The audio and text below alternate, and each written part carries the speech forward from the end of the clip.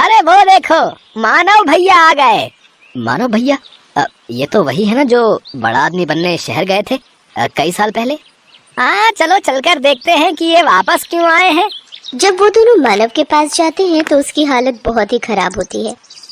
अरे मानव भाई, तुम तो शहर बड़े आदमी बनने गए थे ना, फिर आपका ये हाल? अभी ये सब वक्त नहीं है भाई कुछ भी बताने का। हम शहर से 300 किलोमीटर पैदल चलकर आए हैं और हम सब कई दिनों से भूखे हैं। अगर हो सके तो हमें राशन पानी कुछ दिन के लिए उधार दे दो भैया। तुम अपने घर जाओ और आराम करो मानव भाई। और रही खाने की बात, तो मैं गांव के मुखिया को बोल देता हूँ, वो कुछ दिनों का राशन पानी तुम्हारे घर भिजवा देंगे। आपका बहुत बहुत शुक्रिया किशोर भाई। मुखिया उनके घर 1 महीने का राशन पानी भिजवा देता है। सुनिए जी, आखिर कब तक हम इन गांव वालों से छुपा कर रखेंगे कि हम शहर से भागकर क्यों आए हैं? तो हम इन गांव वालों से क्या कहते कि शहर में रहकर हम पर इतना कर्जा हो गया और वो चुका न पाने की वजह से हम गांव वापस आए हैं। फिर तो ये हमें जो राशन पानी मिला है वो भी नहीं मिलता। ये तो आप ठीक कह रहे हैं जी। देखो रमा, जो किस्मत में लिखा है उसे कोई नहीं टाल सकता। चलो आप सो जाओ, रात बहुत हो गई है। मैं कल ही मुखिया से मिलकर काम की कोई बात करता हूँ। अगले दिन मानव मुखिया से मिलता है और अपने बेरोजगार होने की समस्या बताता है। देखो मानव, तुम इस गांव के बेटे हो और अब तुम इसी गांव में रहकर अपना कोई काम शुरू करो। आपने बिल्कुल सही कहा मुखिया जी। वैसे मैं शहर में सारा दिन ऑटो रिक्शा चलाता था और शाम को रमा और मैं पानी पूरी का ठेला लगाते थे। तो मैं सोच रहा हूँ कि क्यों ना मैं इस गांव में भी पानी पूरी बनाकर बेचूं। हाँ, ये तो बहुत ही अच्छा ख्याल है। वैसे भी अपने गांव में एक भी पानी पूरी वाला नहीं है। अपना खेत गिरवी रखकर मानव और रमा ने पानी पूरी का ठेला खोल लिया। वो ठेला लगाकर बैठे थे, तभी वहाँ उसका बचपन का दोस्त विनोद आ गया, जो कि एक गांव से दूसरे गांव तक ऑटो चलाता था। अरे वाह, आज मेरा दोस्त नए काम की शुरुआत कर रहा है, लेकिन तेरे चेहरे पर इतनी उदासी क्यों है? क्या बताऊं यार, ठेला लगाए पूरे 2 घंटे हो गए लेकिन अभी भी एक भी बोनी नहीं हुई। अच्छा बता, कितने की प्लेट दे रहा है तू इन गोलगप्पों की? भैया 10 रुपए के 5 गोलगप्पे हैं बस। अच्छा भाभी, फिर तो मेरे लिए 1 प्लेट लगा दीजिए।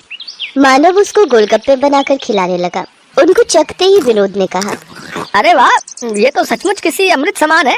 कुछ ही दिनों में उनका पानी पूरी का काम बहुत अच्छे से चलने लगता है। एक दिन मुखिया जी उसके ठेले पर आते हैं।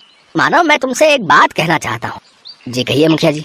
मानव, तुम्हारी पानी पूरी आसपास के गांव में भी बहुत प्रसिद्ध है। मैं चाहता हूँ कि तुम ढेर सारी पानी पूरी बनाओ और गांव के और आसपास के गांव वालों को भी ये पानी पूरी खिलाओ और आने वाले चुनाव में मेरे नाम का प्रचार करो। क्यों नहीं मुखिया जी, आपने मेरी मदद उस वक्त की थी जब मैं खाली हाथ इस गांव से लौटा था, तो भला मैं आपको इनकार कैसे कर सकता हूँ। मैं आपकी मदद जरूर करूंगा। बहुत बहुत धन्यवाद मानव बेटा। अच्छा, अब मैं चलता हूँ। है आपने हाँ तो कर दीजिए, लेकिन अब हम इतनी सारी पानी पूरी बनाएंगे कैसे? हमारे पास सामान के लिए इतने पैसे कहाँ से आएंगे? अब हमें अपने गिरवी रखे खेत को बेचना होगा।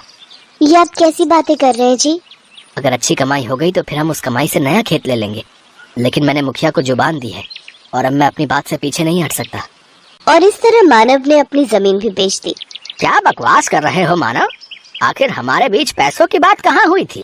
मजाक मत कीजिए मुखिया जी, मैंने अपना खेत भी बेच दिया है। ऐसे तो मैं बर्बाद हो जाऊंगा। चुपचाप जाता है या धक्के मारकर निकालूं यहाँ से? दुखी होकर मानव घर पहुँचता है और रमा को सारी बात बताता है। अब तो हम लोग भूखे मर जाएंगे जी, जो बचा कुचा था वो भी हमने बेच दिया। मानव और मुखिया के झगड़े का पता सारे गांव में लग जाता है और अब कोई भी मानव के ठेले पर पानी पूरी खाने नहीं आता। एक रोज विनोद मानव के घर आता है और कहता है, मानो मैं कुछ दिनों के लिए किसी काम से शहर जा रहा हूँ, तब तक मैं अपना ये ऑटो रिक्शा यहीं छोड़कर जा रहा हूँ। है इस गांव में इकलौते तुम ही हो जो ऑटो चलाना जानते हो। जब तक मैं वापस नहीं आ जाता तुम इसे अपने ही पास रखो। अगर तुम्हें कोई परेशानी ना हो तो क्या मैं कुछ दिनों के लिए तुम्हारे इस ऑटो का इस्तेमाल कर सकता हूँ भैया? हाँ, क्यों नहीं। अरे ये भी कोई पूछने की बात है? इतना कहकर विनोद वहाँ से चला जाता है। सुनिए जी, मुखिया जी ने जो ढेर सारी पानी पूरी बनवाई थी, क्यों ना हम उन पानी पूरियों को ऑटो में ले जाकर आसपास के गांव में बेचें। मानव रमा के साथ मिलकर गांव-गांव घूमकर अपनी बनाई हुई पानी पूरी बेचने लगा। देखते ही देखते वो दोनों ऑटो रिक्शा पानी पूरी वाले नाम से फेमस हो गए। आज मैं बहुत खुश हूँ। हमेशा से कर्जे से भागते आया हूँ, लेकिन आज तो ऐसा लग रहा है मानो मैं दुनिया जीत चुका हूँ। कुछ दिन बाद विनोद एक नया ऑटो लेकर गांव पहुंचा।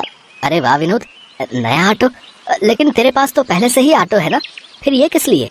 अरे वो ऑटो अब पुराना हो चुका है यार, और मैं उसे बेचने की भी सोच रहा हूँ। मैं अब एक गांव से दूसरे गांव की सवारियां छोड़ने की बजाय गांव से शहर तक की सवारियों को छोड़ूंगा। अगर आप बुरा ना मानो विनोद भाई, तो क्या ये ऑटो हमें बेच सकते हो? अरे ये भी कोई पूछने की बात है? आज से ये ऑटो आपका हुआ है। तेरी बड़ी मेहरबानी मेरे दोस्त। ये ले, ये तेरे ऑटो रिक्शा के पैसे पकड़। रमा और मानव तो ऑटो पाकर बहुत खुश थे। अब वो दोनों सारा दिन एक गांव से दूसरे गांव घूम घूम कर पानीपुरी बेचा करते थे और लोग बड़ी आस लगाकर उनकी पानीपुरी के इंतजार में बैठा करते थे। उनका व्यापार अब बहुत अच्छा चलने लगा और उन्हें अच्छी आमदनी होने लगी।